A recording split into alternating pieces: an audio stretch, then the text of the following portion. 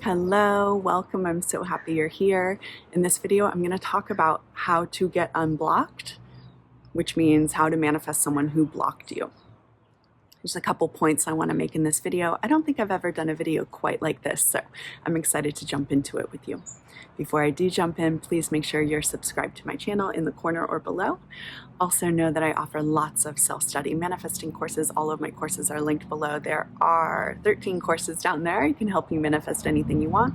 And I also opened up sessions for the month of October. These will be my final sessions that I am offering in 2020. They are going to book up really fast. Maybe they're already booked, I'm not sure. So the link is below to book a session with me. All right, so let's jump into this. This is important. This is such an important topic, actually, and I understand that if you've been blocked, it can be really painful. It can really trigger you a lot. It can trigger us a lot. It can bring up a lot. So this is an important topic. So there's a few steps I want to go through with you around this topic about how to be unblocked, how to manifest someone who blocked you. Okay, so the first step, if you've been blocked, it's likely, and maybe comment below and let me know what's true for you in this experience. It's likely that the experience of being blocked brings up a big trigger. So what I mean by that is a lot of fear. And in particular, the fear that is brought up by being blocked is the fear of abandonment. So if you guys know what I'm talking about, comment below if you felt this before. I think I have a fear of abandonment playlist. If I don't, I'll just link one of my videos or I'll link the playlist up there. So important to really look at your fear of abandonment. So we have to remember that our outer reality is a reflection of our inner reality. Many of us have these types of wounds or triggers called fear of abandonment, or, jealousy, insecurity, all these different triggers. My course For Yourself dives deep into how to eliminate these triggers from your life. But many of us have wounds such as fear of abandonment.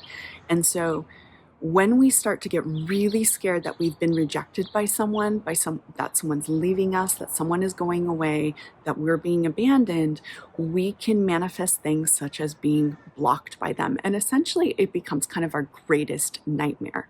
It's like, oh my gosh, they don't want anything to do with me. Oh my gosh, they have fully cut me off. They're completely gone. This is the type of fear that it evokes in us, this fear of being completely disregarded. It's incredibly painful. I really understand. I have been there before in my life as well. Now, the first thing to realize when something like this happens, that's going to help you not feel so panicked, is to recognize that it actually is your own wounding that created this situation.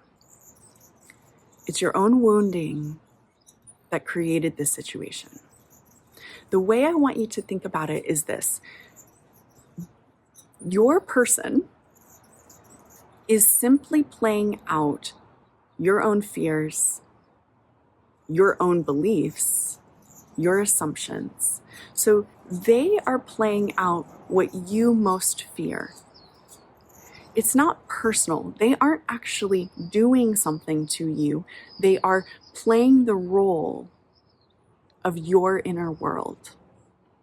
And if in your inner world, you were terrified of being left, you were terrified of being abandoned, you were terrified of being blocked and cut off, which many of us, again, from our early childhood, have these types of wounds.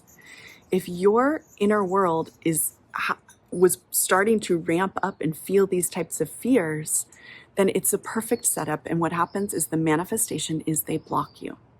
So I want you to tune in to this with me. Start feeling into, they're just playing out my fears. That could be the affirmation, actually, that you start with to help you get out of the panic. Because when you're in that panic, it's really hard to go straight into self-love. It's hard. We have to kind of work our way out of the panic. So if you are in that panic, I want you to feel into, they're just playing out my fears. They're just playing out my fears. They're just playing out my fears. And as you're cycling an affirmation like that, I want you to feel the relief that comes with it. Let me know if cycling, when I'm saying cycling, I mean just repeating an affirmation like that, helps you feel some relief. They're just playing out my fears. They're just playing out my fears. What you want, first step, especially if you are panicked, you want to get into a more neutral space. You do not want to feel panicked or rejected anymore. They're just playing out my fears. Another thing you can do if you are really deep in that panic space is watch my inner child playlist. It will teach you everything you need to do to soothe this part of you that feels wounded. And I've actually, some people are like, don't think inner child work is like a thing, or I don't know. I've heard people be kind of like disregarding to inner child work, but I'm telling you, inner child work can completely change your relationship. Because when you start showing up for that really panicked, wounded part of yourself, you're not going to play this out with your specific person anymore. So again, step one is starting to tell yourself, they're just playing out my fears. They're just playing out my fears. Step number two, self-love. Okay? You need to work yourself into an elevated space of feeling worthy, deserving, loved, amazing, special, incredible. This type of self-love, which is foundational, it's like the foundation of a house. It's what we build a house on. It's foundational, and it's not about another person. It does not have to do with how someone else sees you. Your self-worth has to be based on what you see about yourself. And it can't be reliant on another person. When our self-worth is reliant on someone else, it's a nightmare. It is a roller coaster, because you are up when they love you, you are down when they don't, and it literally feels like this. You are just shaking all over the place, and you can't get a grip on actually creating a steady, stable reality. That's because you are looking at what someone else is doing out there, and it's determining how you feel about yourself. Your foundation of your self-worth has to be how you see yourself. It has nothing to do with anyone else. This is so important. I promise you, if you change your self-love in this way, you will change your entire life, and you will be manifesting like this, because your foundation will always be, I'm deserving, I'm amazing, I'm beautiful. I don't waver from that. And when you don't waver from that, other people don't too. Don't waver from it either. So that's step number two, self-love. I have a self-love course down there. I have 2 self-love courses, but the main one is called Self-Love Course. And it is amazing for this type of practice to stabilize how you feel about yourself, regardless of how anyone else feels about you. Number 3, I want you to change the story about this. A lot of people, and it kind of surprises me, a lot of people look at being blocked as this awful, awful thing. They perceive it through the lens of, this person hates me, they don't want anything to do with me, they're fully rejecting me, they don't want me. Now, you can just as easily change the story to, they couldn't stand seeing me, they miss me, so they blocked me, they don't want to see me every day, it makes them sad, they're hurt, they blocked me because they're missing me.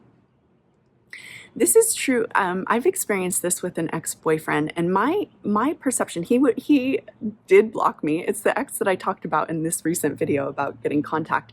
When we broke up, he blocked me on a lot of things. But the way I perceived it was he can't stand seeing me. Like it hurts him. And when I was recently talking to him, I had to send him money. I owed him money for this thing, or we had to work out, and I decided to pay him money for this one thing that we had together. And I had to send him money on Venmo, and I couldn't find him on Venmo. And I sent him a text, hey, send me your Venmo information. And he texted back, oh, I had you blocked on Venmo. And it was because I couldn't stand seeing you every time I opened my Venmo. So I had this story, and he confirmed that it was true. He blocked me not because he was fully rejecting me and didn't want anything to do with me. He blocked me because he didn't want to see me every day. It made him sad. So check where your story is about this experience of being blocked. Is your story that they're rejecting me, they don't like me, they can't stand me? Or is your story, I feel like this is an untapped resource, and a lot of people don't use the story of, they just don't want to see me. Every time they see me, they get sad. That's why I'm blocked. Change your story to that. They don't want to see me because it makes them sad. That's why I'm blocked. Okay? So the fourth thing to do is to create the new story of, they're missing me. They don't like not seeing me. They're thinking about me. I'll link one of my videos about how to be missed by your specific person. Start creating the new story of, they're thinking about me. They're coming in. They're coming towards me. They're moving towards me. Here they come. They're coming towards me. So this is a great way to get unblocked. As you can see, this is manifesting in steps, we might say. It's not going straight to the end result of they're coming towards me now, or we're in contact, or we're married, or whatever the end result is. Now, you can always go to the end result. Here's the trick about this though. Go to the end result if, when you're saturating yourself in that end result, in the affirmations, in the visualization, there is a knowing inside of you that it's done and it's true. If there's no resistance to that reality, if there's nothing that feels bad about that reality, go straight to the end. But for most people who are in the situation of being blocked, here's what they're not able to jump all the way to that spot. They more are like panicked, freaking out, scared, really hurt. And so you want to take care of how you feel in steps. That's why you do the first step. So you get out of that feeling of being panicked, and then you go into the self-love. You start feeling amazing, and you do the following steps, and it's going to help you really land in that end result and stay there. And that's what you want. You want the dominant inner experience of, for you to be, they're coming towards me, they're contacting me, they're thinking about me, they love me, okay? Thank you guys for being here with me in this video. Please let me know what you think about it in the comments below. I would love to hear from you, and I'll see you soon.